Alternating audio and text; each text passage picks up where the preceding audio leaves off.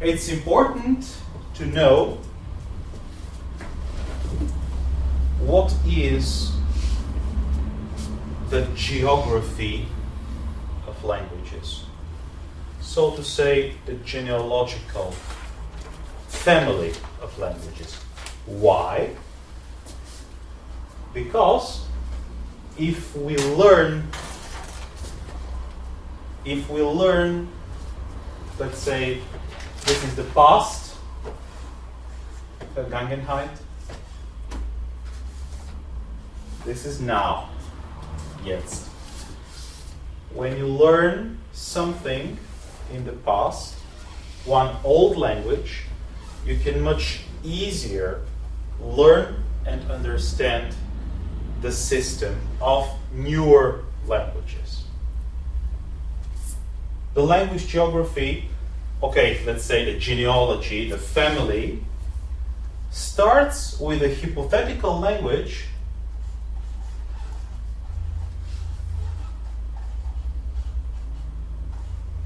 we call nostratic. It comes from Latin nostrum, which means ours. Roughly, this is our proto-language, the Ursprache. We never saw it. It's so old that we have no idea what it was looking like. Nostratic is roughly the language spoken by our ancestors who went out of Africa. So, who knows? Maybe 500,000 years ago. This is what we call Nostratic. Why do we know that this Nostratic language exists? Well, we know it because all human languages have traits that are common. They cannot have evaluated separately. We are sure that more or less we were speaking one language. Ever heard of Noam Chomsky? Never. Noam Chomsky in Europe, in Russia and in Germany, he's often called Noam Chomsky because he's of Eastern European. He's a Russian Jew, I think. So he really, he's from German-speaking community. That's why they use the traditional pronunciation. But he invented, and we'll talk about this when we talk about the structure of language in details. He invented a thing. Okay, he said he discovered the thing, but the reality is he invented it, called universal grammar. He says all human languages have the same grammar, and I know what this grammar is.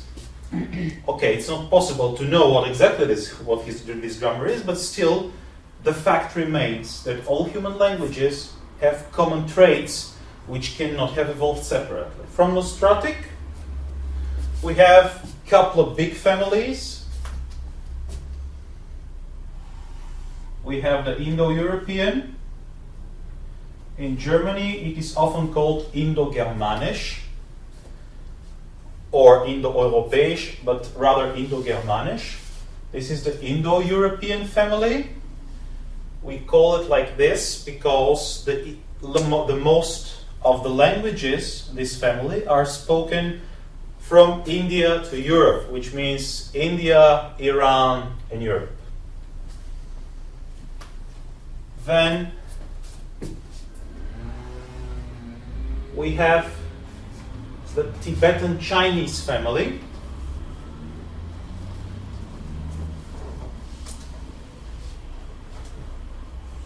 The Semitic family.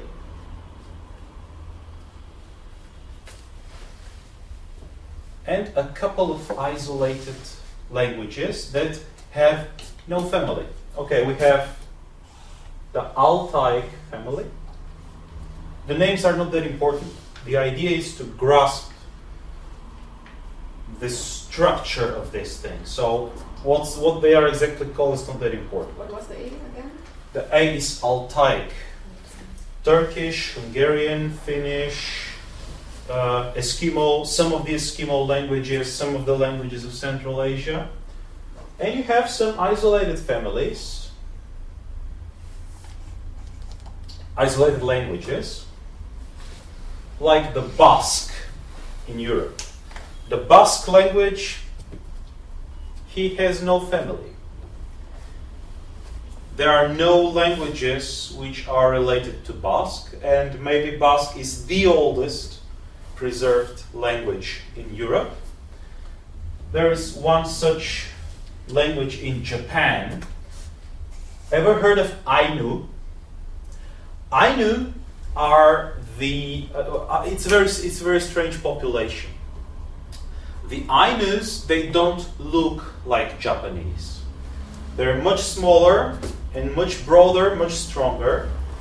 It is thought that Ainu are a mix of Neanderthal men and modern men. Okay, not now, but genetically. And they speak a language which, again, has no family at all. For us, what's important first are the Indo-European languages. So we have Indian,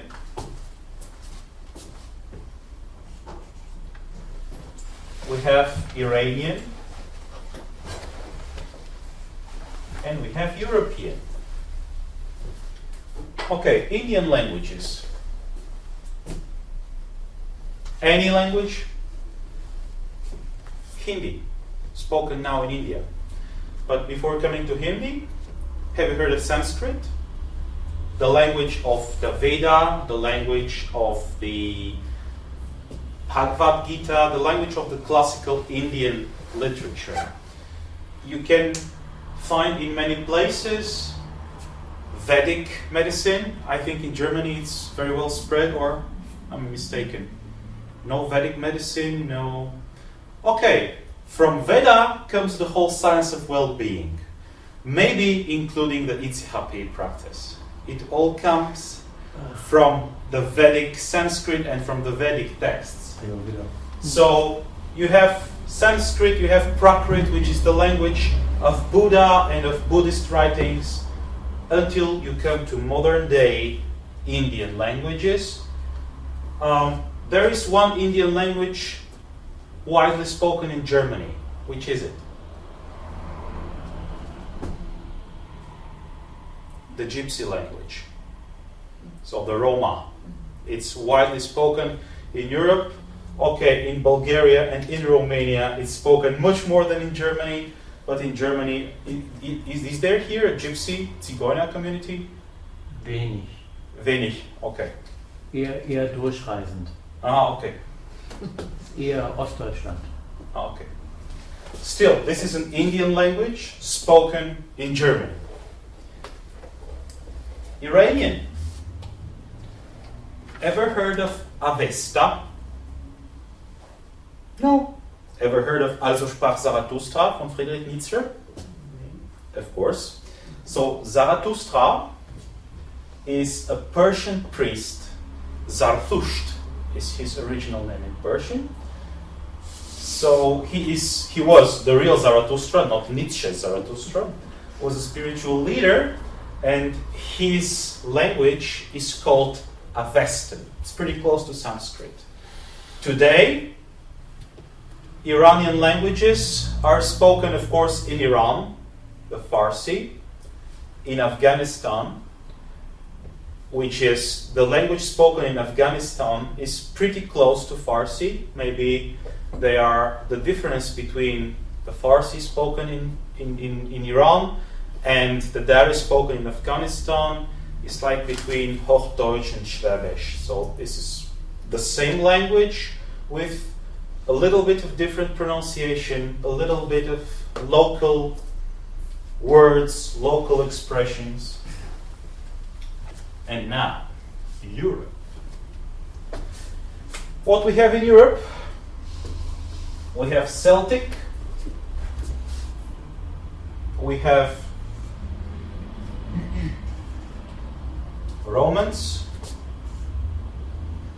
we have Germanic, and we have Slavic languages. Celtic languages, practically dead. Nobody speaking them, or almost nobody speaking them as a mother tongue. Yes, in Ireland you have people who speak Gaelic. Yes, in France you have people who speak Britain. Yes, you have in Scotland people who try to speak Scottish Gaelic, but practically dead, all of them. Romance languages, of course, Latin. And from Latin, what we have from Latin? Welche sind die romanischen Sprachen? Italian, Spanish, French, Romanian. Sorbisch. The what? Sorbisch. I'm not sure I understand that. Which is this? Sprache, Sorbisch, oder? Ist da auch eine... Sorbisch. Ja. Nope, Slavic. Okay. Slavic.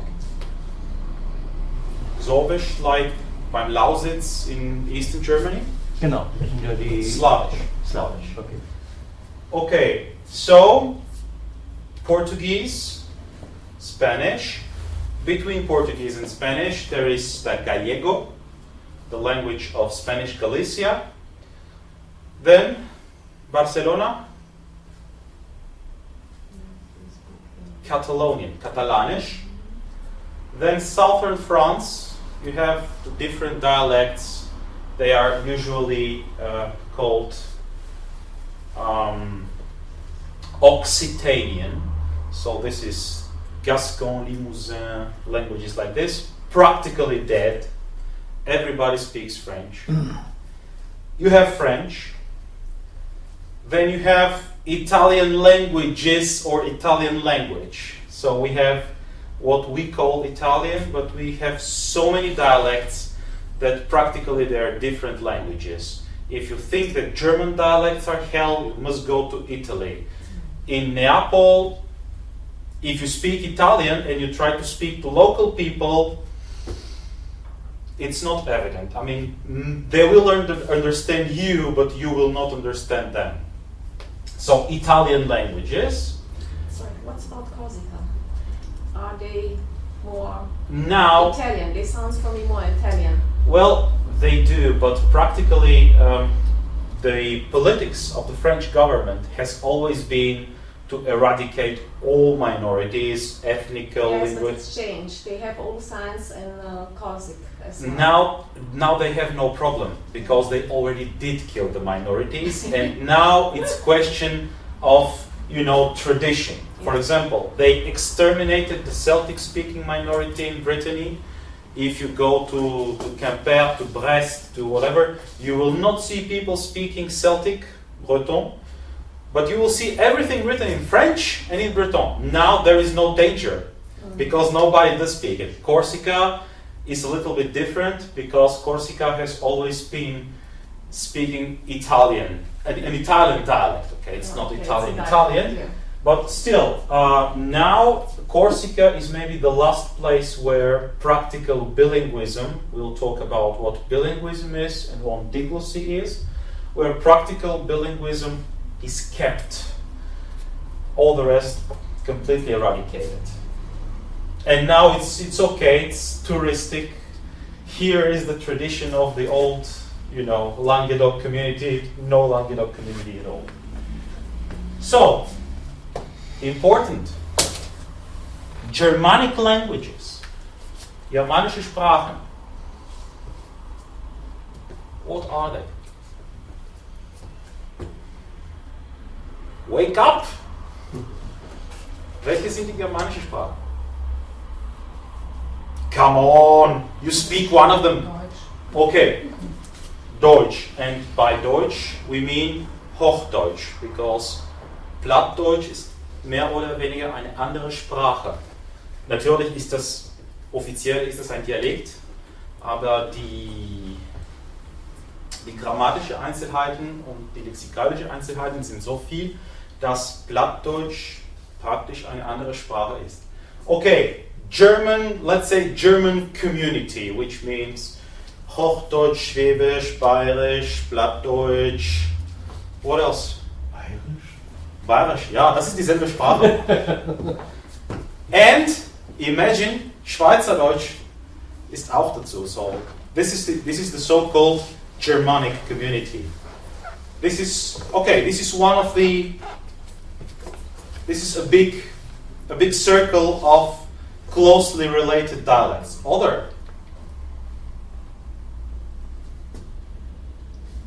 Ja, wenn ik Nederlands spreek, wilt u verstaan wat ik zeg? Zum größten Teil. Okay, apparently this is also a Germanic. Another thing, Dänisch. English. Sorry. Dänisch? Yes, but these. Okay, let's finish with the Western part, which is German and Dutch and English. I know you don't believe it. English is closely related to German. But English has. Sorry? Nah beim Deutschen. Okay, so, ja, Englisch hat eine germanische Grammatik. Rein germanische Grammatik, aber die Wörter sind im großen Teil aus Französisch und Lateinischen genommen.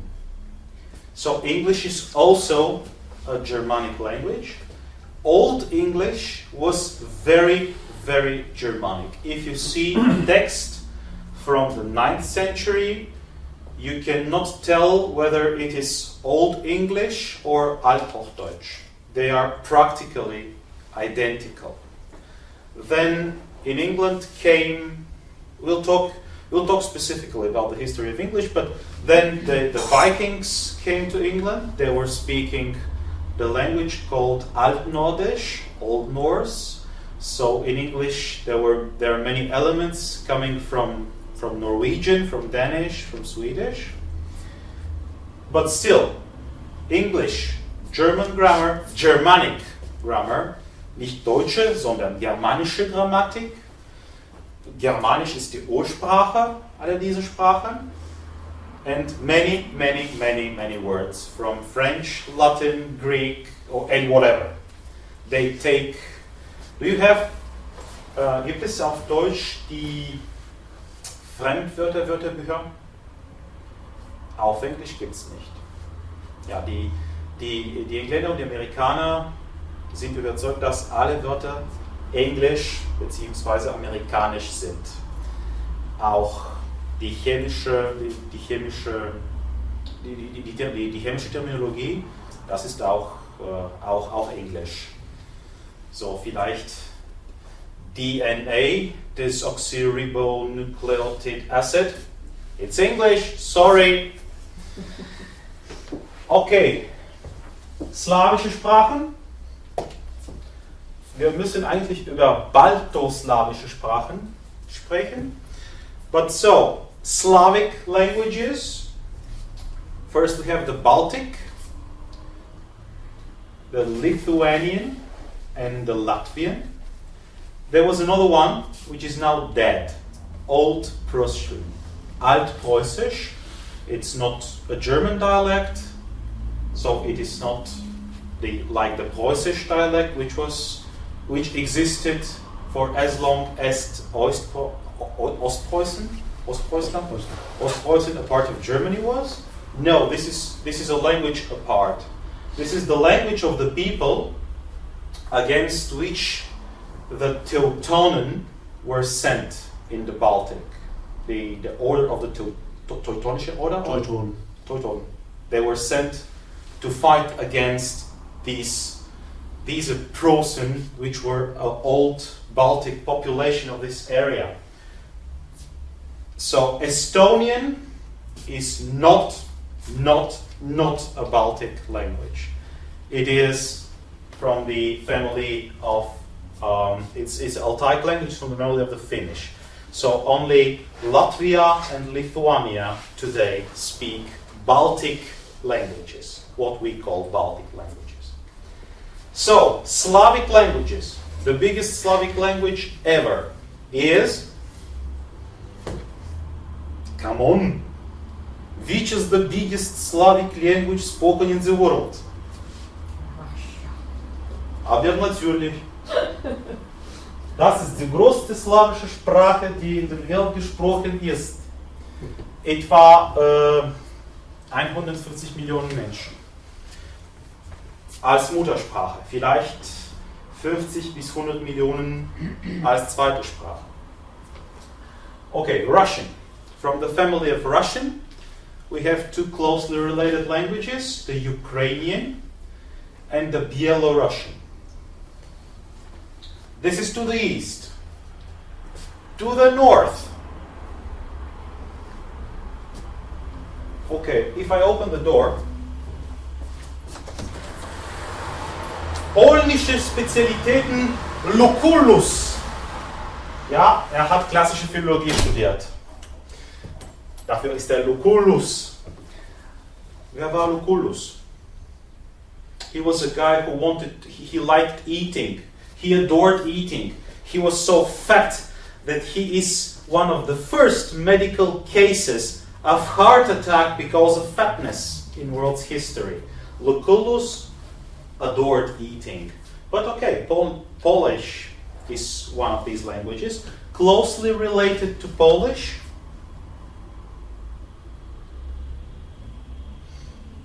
Dead silence. Okay, Czech.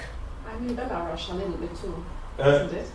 Well, okay, the Belarusian and the Ukrainian have developed on the speaking border between Russian Sprachgebiet and Polish and West Slavic Sprachgebiet. So they have elements of Eastern, like of Russian, and especially Ukrainian, because Belarusian is it's a language with a very specific position. Was ist damit gemeint? Wie bitte? Bei dem Russisch. Was ist damit gemeint? Welche? Das ist Weißrussland. Ach, Weißrussland. Belarus Weißrussland, ist ja. Weißrussland. Biel bedeutet weiß. Mhm. So many people say that Belarusian, Weißrussisch, does not even exist.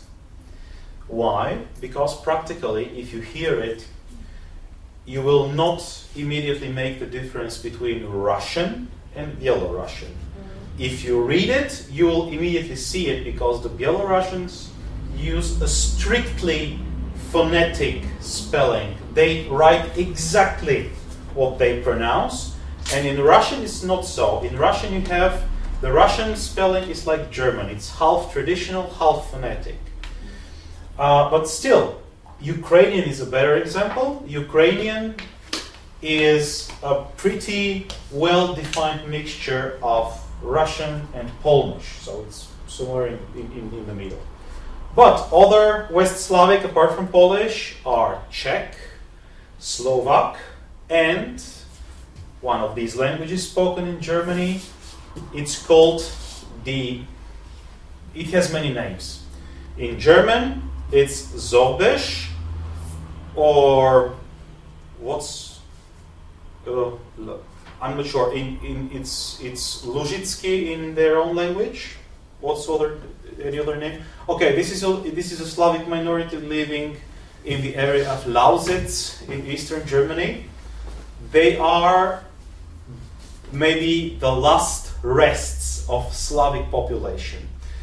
In ancient times, the Germans, the Germanic tribes, lived more to the north and to the west. Slavic tribes lived in modern-day Eastern Germany and Poland. Then Germanic tribes moved south, and Slavic tribes moved too much south as the Balkans. So this was in the 4th and the 5th century. There is a very, very big movement of population from the north to the south. Germans arrived in Italy. Apparently, King Theodoric der Große, who was even a Roman emperor in a moment, and Slavic tribes went as south as Athens, so they came up to Athens in Greece. Okay, and the South Slavic languages. Well, there is a problem with South Slavic. Linguistically, we have only 3 languages: Slovenian, Serbo-Croatian, and Bulgarian. This is linguistical. Question: is it allowed to say Serbo-Croatian? Some say it's not allowed. It's Okay. not true. Is it? Politically, we have, let me see how many languages. Politically, we have Slovenian, Croatian, Bosnian, Serbian, Macedonian, Bulgarian. 6. Linguistically, this is still one and the same language. Of course, if you talk to Serbs or to Croats, Yes, they don't like to hear it. of course they don't. Even in Yugoslavian times, the Serbs call the language Serbo-Croatian and the Croats call it Croato-Serbian. So this is, but this is politically. If we talk linguistically, from the Slovenian border to the border of Bulgaria and Macedonia, this is one and the same Sprachgebiet. This is one and the same language, and the differences are smaller than between the dialects of Berlin and Dresden. This is one language, but okay. In Croatia, they did something pretty strange.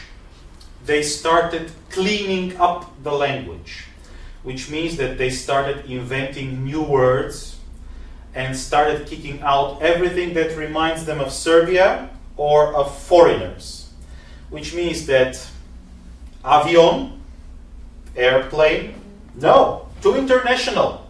It's not Croat enough. We'll make a new word, and they did make a new word, which sounds very funny for us who speak Slavic languages. It's vozduplov. It means something that swims into the air. But okay, and so they did this.